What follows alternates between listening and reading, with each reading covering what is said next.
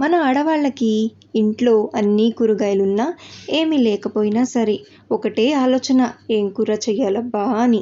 అలా ఏమి తోచినప్పుడు ఈ సింపుల్ టేస్ట్ ఎగ్ ఫ్రైడ్ రైస్ని తప్పకుండా ట్రై చేయండి.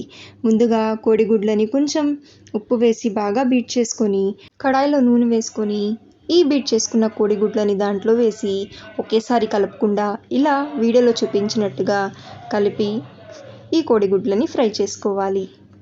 ఇలా ఫ్రై చేసేసుకున్న తర్వాత ఈ కోడిగుడ్ల ముక్కల్ని పక్కకి మరో ప్లేట్లోకి తీసుకోండి. ఇప్పుడు ఇదే కడాయిలో 2 టేబుల్ స్పూన్ల నూనె, 2 టేబుల్ స్పూన్ల నెయ్యి వేసి సన్నగా తరిగిన ఉల్లిపాయలు వేసి కొంచెం రంగు మారిన తర్వాత 2 టేబుల్ స్పూన్ల అల్లం వెల్లుల్లి పేస్ట్ వేసి పచ్చివాసన పోయేంత వరకు వేయించుకున్న తర్వాత టమాటా తరుగు వేసి టమాటాని మెత్తగా మగ్గనివ్వండి. ఇప్పుడు దీంట్లో ఉప్పు, కారం, పసుపు, కొత్తిమీర, పుదీనా అలాగే ఫ్రై చేసుకున్న కోడిగుడ్లను వేసి మసాలా మొత్తం బాగా పట్టేలాగా ఫ్రై చేసుకోవాలి. ఇవన్నీ ఫ్రై అయిన తర్వాత ఉడికించుకున్న అన్నాన్ని వేసుకొని మొత్తం ఒకసారి హై ఫ్లేమ్లో పెట్టి బాగా కలపండి. ఇలా మీకు ఏ కూర చేయాలో తోచినప్పుడు ఇలా సింపుల్గా ఎగ్ ఫ్రైడ్ రైస్ చేసుకోండి. ఎలాంటి సాసులు వాడకుండా.